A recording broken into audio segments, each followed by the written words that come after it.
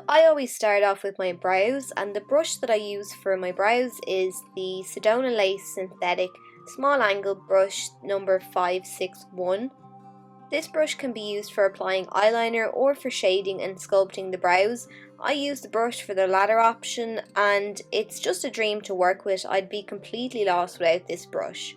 I like my brows to be quite sharp and defined, and I found that other brushes just aren't dense enough, so I can't get the look that I desire.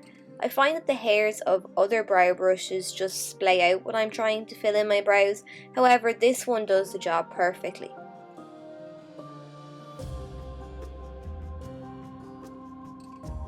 So as I said, I like my brows to be nicely defined, so I always go back in with a little concealer and define along the base of the brow. To do this, I like to use my Sigma Concealer Brush F70 because firstly it's synthetic, so it works great with cream or liquid products. Secondly, because it's small and flat, so it fits like a glove underneath the brow, and thirdly, it's slightly tapered, so I can carve out the shape that I want with precision.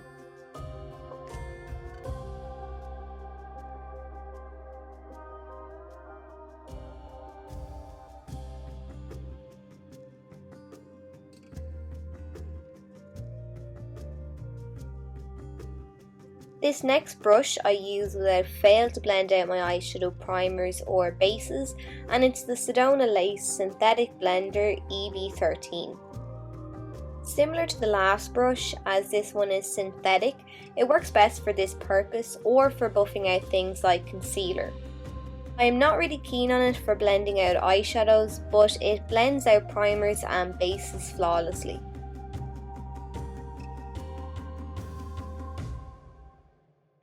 I use a range of brushes for blending out eyeshadows for various different reasons.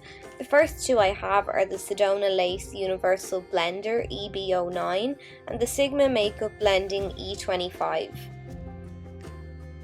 These brushes are just your basic blending brushes, so an essential to have in your collection. They can be used on their side to apply colour, or you can use the tip of the brush like I am to apply shadow to the crease. Using circular motions and windshield wiper motions with these brushes will buff the shadows out nicely. Next we've got the Smashbox Shadow Liner brush in the number 30. I think my mom loved makeup even more than I do now, and this brush was part of a set that she gifted me a long time ago, and it started off my collection. It's probably for that very reason that I can't find a link to this brush online. It's definitely my favourite brush, and it's no stranger to my videos. I love it for sketching out the shape I want, which is usually an elongated shape to the shadows, so I draw a line angling from my lower lash line out towards the end of my brow. The next blending brush I have is the Royal & Langnickel Silk Pro Crease Brush C430.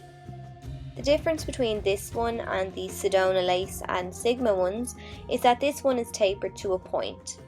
This allows you to carry out precision work in the crease, a perfect brush to use if you are going for a cut crease effect. So if you use this brush on its side opposed to using the tip, you'll be able to blend out colour in the crease with ease. The hairs of this brush are tightly packed, but the brush isn't too dense and you still have a lot of movement. I've had my brush for years, and I believe this one now has a new name and number. It's the BCC E24 Laydown brush now on the website. I like this for applying shadow to my eyelid area. I find it picks up the shadow well, and it really packs on the colour across the lid. Moving back to that Smashbox Shadow Liner brush now, I find it great also for applying colour, especially if you need to do detailed work, and it's also great for blending. I like it as well for smudging cold pencil. It helps to achieve that really nice sultry smoky eye, so the brush is pretty much an all-rounder. Like my other Smashbox brush, this was one of the first brushes that my mom bought me, so the name has worn off the handle, but it's the number 10 crease brush. When I'm blending, this is the brush that I like to use last. I'll use it to buff around the edges of the shadows that I've applied to make sure that the edges are blended out seamlessly.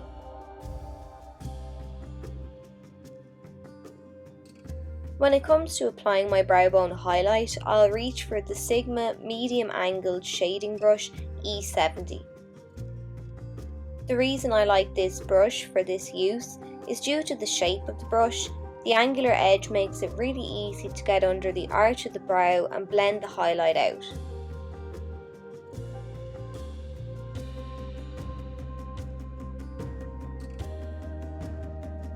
Next we have the Sigma Makeup Pencil Brush E30. This brush is small and shaped sort of like a bullet. Because of the shape, the way it's tapered to a point means that it's great for smudging and blending colour along the lower lash line. I use the Sedona Lace Angled Detail Brush EB23 in combination with the pencil brush to apply shadow along my lower lash line. I find that I can apply eyeshadow more easily to the inner portion of my lower lash line using the angled brush opposed to just the pencil brush. If I'm doing a winged eyeliner with eyeshadow, I'll use this brush for that too. And the last brush that I like to use is the Royal & Langnickel Silk Pro Taklon Short Liner C456. As you know, I don't like applying liner on my waterline. My eyes are very sensitive and they tear up and become bloodshot when I try to use a pencil on them. However, I find for the most part this brush prevents that. I apply my kohl pencil directly to the brush and then I press it up onto my waterline. Then I blink and push the brush under my lashes to easily apply liner to my tight line. Because of its shape, I also like this brush for setting the liner on my waterline to ensure that it doesn't smudge throughout the day, and I do this by just using a powder on top of the cream liner.